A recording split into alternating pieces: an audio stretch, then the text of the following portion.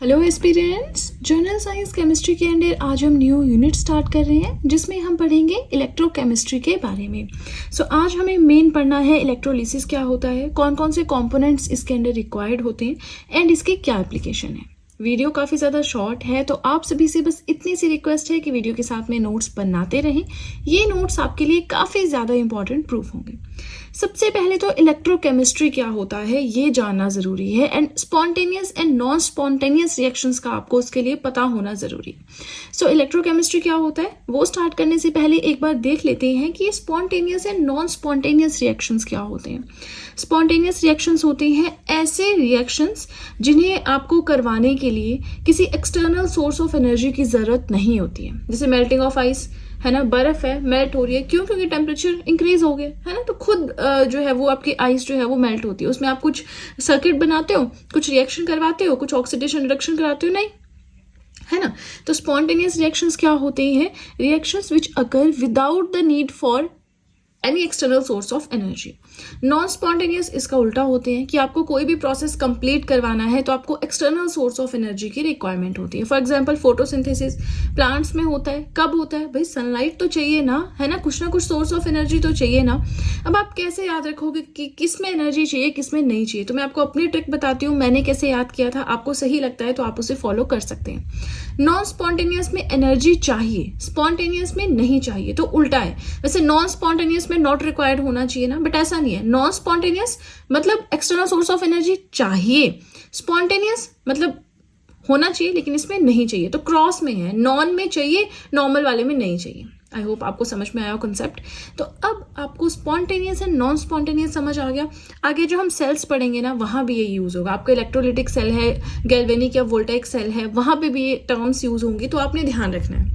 ठीक है, total 4 parts रहेंगे इस यूनिट के अप्रोक्सीमेटली। बाकी डिपेंड्स ऑन नोट्स मेकिंग, कोई और चीज़ अगर एक्स्ट्रा मिलती है, कोई चीज़ लेंथी हो जाती है तो उस हिसाब से हम एडजस्ट कर लेंगे।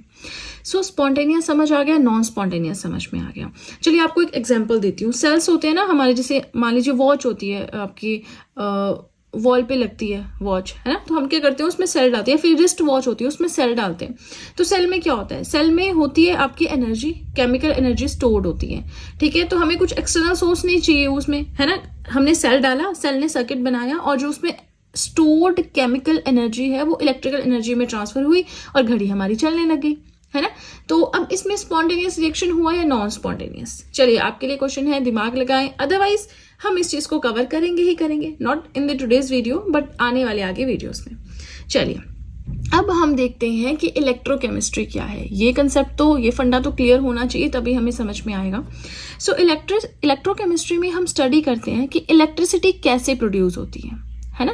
अब देखिए, जब भी कोई स्पॉन्टेनियस केमिकल रिएक्शन होगा उससे जो एनर्जी निकलेगी उससे कैसे हम प्रोड्यूस करते हैं इलेक्ट्रिसिटी को, इसमें आता है सिंपल इलेक्ट्रोकेमिस्ट्री। माने इलेक्ट्रिसिटी कैसे प्रोड्यूस हो रही है उसकी स्टडी करना इज नोन एज इलेक्ट्रोकेमिस्ट्री। ठीक है, कोई आपसे डेफिनेशन नहीं पूछेगा, आपकी अपनी अंडरस्टैंडिंग के लिए। Study of production of electricity from energy released during spontaneous chemical reactions. Spontaneous reactions हो रही हैं, उनमें से जो एनर्जी रिलीज हो रही है उससे बन रही है बिजली, इलेक्ट्रिसिटी। ठीक है, and use of electrical energy to carry out non spontaneous chemical transformations. यहाँ पे क्या है, नॉन स्पॉन्टेनियस रिएक्शंस के लिए आपको एनर्जी चाहिए, तो कैसे एनर्जी यूज करेंगे हम? वही इलेक्ट्रिकल एनर्जी यूज कर लेंगे। ठीक है, चलिए आई होप फंडा समझ में आया हो। नहीं भी समझ आया, एक और मैंने यहाँ पे डेफिनेशन लिखी है उसे देख लेते हैं, उसमें से समझ आ जाएगा, है ना। इलेक्ट्रोकेमिस्ट्री क्या है? ये है केमिस्ट्री की एक ऐसी ब्रांच जो डील करती है रिलेशनशिप के साथ, कि electrical energy and chemical energy में क्या रिलेशनशिप है उसके साथ डील करती है और उनका इंटरकन्वर्जन पढ़ती है ना। कुछ ऐसी चीज़ें होती हैं, सेल्स होते हैं जो इलेक्ट्रिकल एनर्जी को केमिकल एनर्जी में कन्वर्ट करते हैं, कुछ ऐसी सेल्स होती हैं जो केमिकल एनर्जी को इलेक्ट्रिकल एनर्जी में कन्वर्ट करते हैं। तो वो सारी चीज़ें यहाँ पे इसके अंदर आती हैं। आई होप आपको समझ में आया हो इलेक्ट्रोकेमिस्ट्री क्या है। नेक्स्ट हम देखेंगे कि ये इलेक्ट्रोलिसिस क्या है ना। इलेक्ट्रोलिसिस ये हमारा आज का मेन टॉपिक है। इसके बाद इसमें कौन कौन से कंपोनेंट्स रिक्वायर्ड हैं, जैसे कि आपका इलेक्ट्रोलाइट इसमें चाहिए होता है, इसमें आपको करंट चाहिए होता है, इलेक्ट्रोड्स चाहिए होती हैं, है ना, कैटायंस एनायंस क्या है। तो बस इस तरह की चीज़ें हम पढ़ेंगे। ठीक है, चलिए स्टार्ट करते हैं विद इलेक्ट्रोलिसिस। हमने साइंस में आई थिंक 7th 8th में पढ़ना शुरू कर देते हैं, है ना, कंसेप्ट। हाँ, लेकिन बहुत डेप्थ में नहीं पढ़ते, बट मोटा मोटा एक हमें अंडरस्टैंडिंग हो जाती है 7th 8th में कि इलेक्ट्रोलिसिस क्या है। चलिए देखते हैं. It is a process by which electric current is passed through a substance to effect a chemical change. देखिए होता क्या है, ये पूरा सर्किट है. इसमें एक एक चीज मैं आपको नेक्स्ट पेज पे बताऊंगी कि इलेक्ट्रोलाइट क्या होता है, वीक इलेक्ट्रोलाइट होता है, स्ट्रॉन्ग इलेक्ट्रोलाइट होता है, इलेक्ट्रोड्स क्या होते हैं, करंट कैसे फ्लो करता है. ठीक है, यहाँ पे बट बेसिक हम देख लें कि electrolysis as a phenomena, as a process क्या है. एक ऐसा प्रोसेस है जिसमें इलेक्ट्रिक करंट को हम यहाँ से पास करेंगे एंड इसकी वजह से केमिकल चेंज होगा. देखिए इलेक्ट्रोलाइट होता है हमारा एक सॉल्यूशन, मोल्टन हो सकता है, एक्वस हो सकता है, मतलब पानी में मिक्स या लिक्विड फॉर्म में. अब जैसे आपका यहाँ पे आप ले लो HCl है, H2SO4 है, NaCl है, कोई भी सॉल्यूशन है लिक्विड फॉर्म में, तो उसको हम एज ए इलेक्ट्रोलाइट यूज करते हैं. मतलब कोई सॉल्यूशन, इलेक्ट्रोलाइट को बोल सकते हो आप, कोई सॉल्यूशन है इसमें, कोई केमिकल चीज है इसमें, है ना. तो अब जब वहां से करंट पास करेंगे तो उसमें डिसोसिएशन होना शुरू हो जाता है. अब जैसे मान लीजिए एग्जाम्पल लेते हैं हम सिंपल सा, HCl पढ़ते आ रहे हैं, हाइड्रोक्लोरिक एसिड पता है ना. तो इसमें एक पॉजिटिव होता है, एक नेगेटिव होता है. तो यहाँ पे अगर आपका HCl है, जब उसमें से करंट पास करेगा तो पॉजिटिव यानी कैटायंस इस साइड को चले जाएंगे, एनायंस इस साइड को चले जाएंगे. इसी प्रोसेस को हम इलेक्ट्रोलिसिस बोलते हैं. ठीक है, अब इसकी क्या एप्लीकेशन है, क्यों हम यूज करते हैं, कुछ यूज भी तो होना चाहिए चीज का, है ना, तो वो भी हम पढ़ेंगे.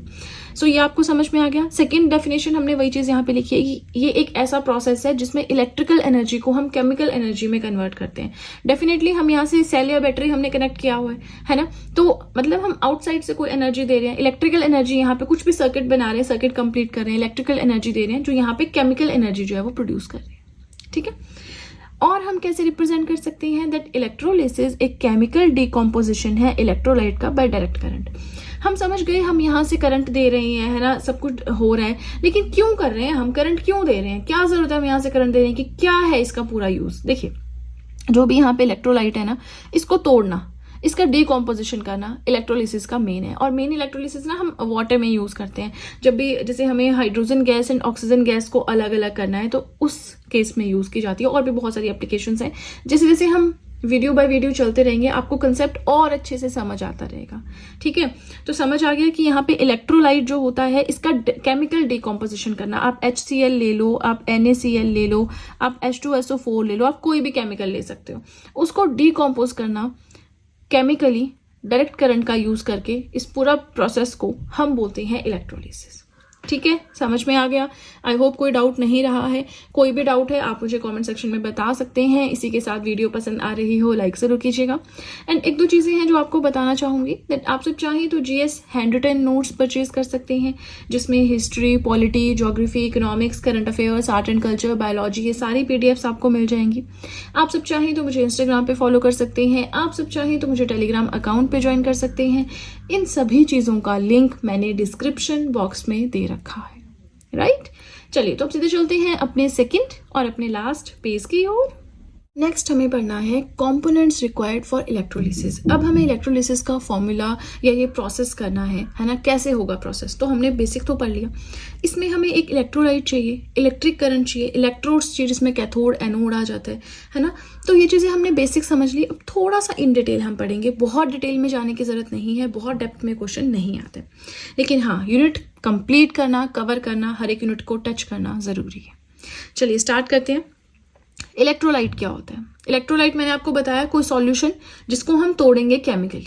ठीक है, चलिए अब हम देखते हैं थोड़ा सा डेफिनेशन फॉर्म में that electrolyte is a compound which can conduct electricity in liquefied state और इन एक्वस स्टेट. पहली चीज तो भाई सबसे इंपॉर्टेंट ये कि जो इलेक्ट्रोलाइट जो हम सॉल्यूशन यूज कर रहे हैं that should be a good conductor of electricity. अगर इलेक्ट्रोलाइट में हम जो केमिकल कंपाउंड यूज कर रहे हैं, अगर वो पुअर कंडक्टर है इलेक्ट्रिसिटी का, तो वो इलेक्ट्रिसिटी ही नहीं कंडक्ट करेगा, तो वो टूटेगा ही नहीं. जो हमें चाहिए, हमें केमिकली डिसोसिएट करना है उस कंपाउंड को, होगा ही नहीं, है ना. तो पहली चीज तो ये कि गुड कंडक्टर होना चाहिए इलेक्ट्रिसिटी का. अब इलेक्ट्रोलाइट्स के भी टाइप्स होते हैं, कुछ स्ट्रॉन्ग इलेक्ट्रोलाइट्स होते हैं, कुछ वीक इलेक्ट्रोलाइट्स होते हैं. अब सिंपल बात है, स्ट्रॉन्ग इलेक्ट्रोलाइट्स होंगे जितने भी आपके स्ट्रॉन्ग एसिड्स हैं. स्ट्रॉन्ग एसिड्स बिहेव करते हैं एज अ स्ट्रॉन्ग इलेक्ट्रोलाइट. क्यों? क्योंकि जैसे ही उनमें से करंट पास करेगा ना, जैसे आपका NaCl है, KCl है, H2SO4 है, कैल्शियम क्लोराइड, ये सारे जो हैं, अगर ये स्ट्रॉन्ग इलेक्ट्रोलाइट क्यों है, क्योंकि इनमें से जब करंट पास करेगा एकदम से डिसोसिएट हो जाएंगे. आपके कैटायंस हैं, अनायंस हैं, वो अलग अलग हो जाएंगे. ठीक है, तो इस तरह जब होता है, डिसोसिएट कर जाते हैं आयंस कंप्लीटली, तो इस तरह के इलेक्ट्रोलाइट को हम बोलते हैं स्ट्रॉन्ग इलेक्ट्रोलाइट. नेक्स्ट आता है वीक इलेक्ट्रोलाइट्स क्या होते हैं। तो इसमें मेनली जितने भी वीक एसिड्स होते हैं ना आपके, वो सारे आपके वीक इलेक्ट्रोलाइट्स होते हैं। इसका एग्जांपल है CH3COOH, एसिटिक एसिड का केमिकल फॉर्मूला है ना ये। नाउ वीक इलेक्ट्रोलाइट्स माने क्या, ठीक है हम समझ गए वीक एसिड्स वीक इलेक्ट्रोलाइट्स होते हैं, लेकिन ये डिसोसिएट नहीं होते, पार्शियली डिसोसिएट होते हैं। यानी आप CH3COOH का अगर आप aqueous solution as an electrolyte use करते हो इलेक्ट्रोलिसिस में, तो इसमें जो आयंस एंड कैटायंस हैं वो अच्छे से नहीं होंगे, अलग अलग डिसोसिएट माने सेपरेट नहीं होंगे अच्छे से, ठीक है। कुछ कुछ सेपरेट हो जाएंगे, कुछ कुछ एनोड कैथोड पे चले जाएंगे, कुछ कुछ रह जाएंगे सॉल्यूशन में, तो अच्छे से पूरा प्रोसेस नहीं हो पाएगा। तो जब इलेक्ट्रोलाइट अच्छे से डिसोसिएट नहीं हो पाए, इस तरह के इलेक्ट्रोलाइट यूज करने को हम कहते हैं वीक इलेक्ट्रोलाइट्स। आई होप समझ में आया है, राइट। कोई भी डाउट हो रहा है फटाफट से पूछ लें, वीडियो के साथ साथ में ही मैं क्लियर कर दूंगी। नेक्स्ट वीडियो जैसे ही आएगी आपका डाउट मैं उसमें क्लियर कर दूंगी, राइट। नेक्स्ट आता है इलेक्ट्रिक करंट। तो भाई करंट तो हमें पता है ना, जब फ्लो ऑफ इलेक्ट्रॉन्स होता है, किसी भी इलेक्ट्रॉन्स फ्लो करते हैं, इलेक्ट्रॉन्स नेगेटिवली चार्ज पार्टिकल्स होते हैं आपके, है ना। तो जब कंडक्टर में फ्लो कर रहे हैं, तो जब इलेक्ट्रॉन्स फ्लो कर रहे हैं तो मतलब इलेक्ट्रिक करंट है, राइट। अब ये जो हम इलेक्ट्रॉन्स को फ्लो करवा रहे हैं, ये जो हम इलेक्ट्रिक करंट का फ्लो करवा रहे हैं, इससे क्या होता है, this results in the transfer of ions to the respective terminal. अच्छा, एनोड पे आयंस आ जाएंगे आपके, कैथोड पे आयंस आ जाएंगे, है ना। कैथोड पे आपके गेन होता है इलेक्ट्रॉन्स का, एनोड पे लॉस ऑफ इलेक्ट्रॉन्स होता है। तो वो जो पूरा है, किस पे पॉजिटिव आयंस जा रहे हैं, किस पे नेगेटिव आयंस जा रहे हैं, वो पूरी चीज होती है due to the passing of electric current, ठीक है।